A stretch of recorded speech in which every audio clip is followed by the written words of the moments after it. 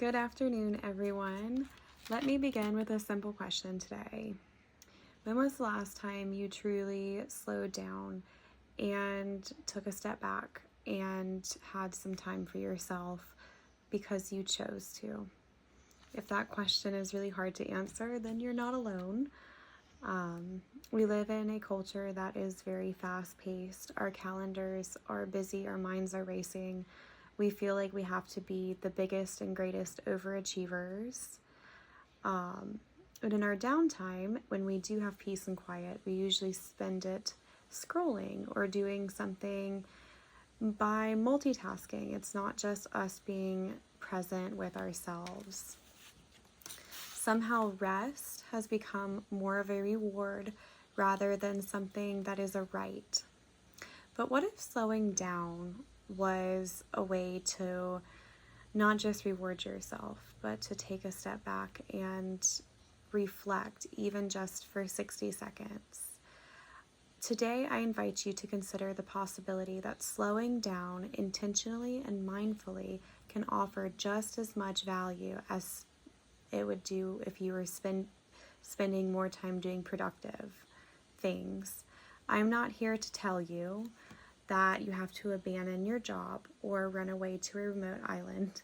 If that's something that you want to do, then follow your heart's desire. But today I want to talk to you about the value of truly spending time, even if it's just for 60 seconds, like I mentioned a minute, just with yourself, and the power that has on your mind. So today I'd like to talk about the power of the pause and how it might just enrich our lives in ways that constant motion never can. Let's start with our mind. Numerous studies have been shown that when we take moments of stillness, whether through meditation, yoga, reading a book, a walk, these things have made it to a way that reduces stress and helps us concentrate and be more present in the moment with ourselves. This is a state of reflection and regeneration. This isn't just relaxing, but it is productive.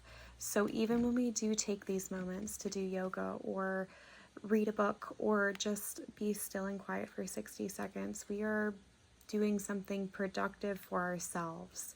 In this pause, we can have clarity, reduce stress and our hormones, and even become more creative. When was the last time you were creative when you were constantly typing up a paper or working on a work email or a document? We are most creative when we are either in the shower or going for a walk or a run, or when we are journaling. Those are when our creative points hit their peaks, because it is in moments of stillness where our brains can comprehend what we are trying to think about and do in a more steady and calm manner. That is the power of the pause in action. Now let's talk about relationships and how this power of pause can have a benefit with our relationships and the world around us.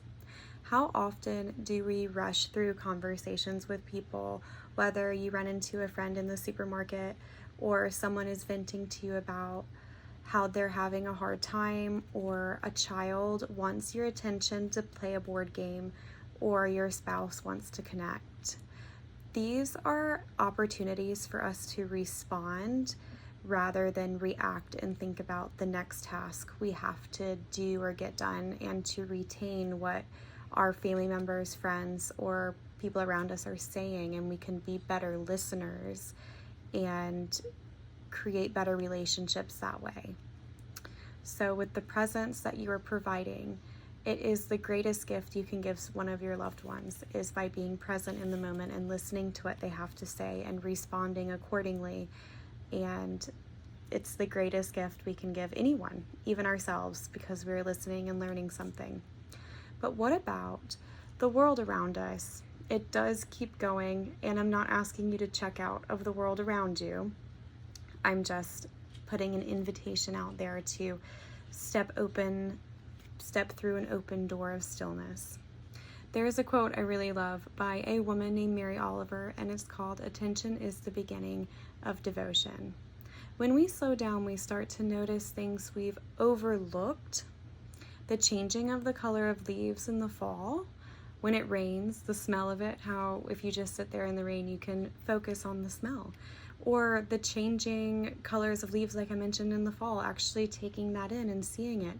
Or seeing someone's eyes light up because they are talking about something that they really are passionate about or love. We reconnect not just with people, but with the nature, with friends, with even finding new interests, with beauty, and of course with ourselves if we slow down and be more present. Still, I know there are a lot of counterpoints with this idea of meditation or taking a step back with the power of the pause, but some might say, oh, I have to work on my job constantly, or I have children, or I have to be here, or I have to be there. This isn't like a constant thing. It's something that you could do where you take 60 seconds, like I mentioned earlier, and take a break before a meeting and kind of bring that in and think about it for a while.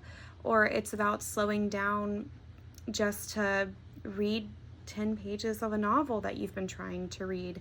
It's just about 10 or 15 minutes that this could be very beneficial a day.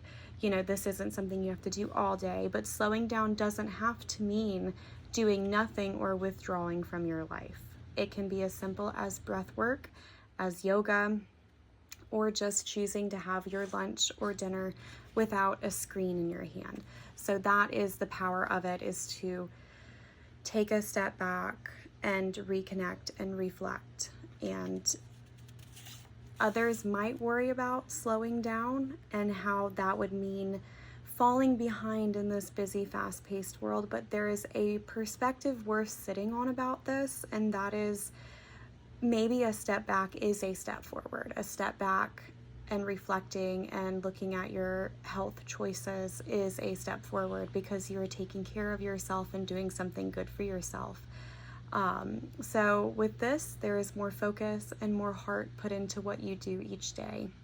So I leave you with this invitation, not a command, and it's not a challenge, but it's a gentle open door with the power of taking a pause. What would happen if you gave yourself permission to slow down just a little bit? Or what would happen if you gave yourself permission to take a moment and sit down for a few minutes to learn something new?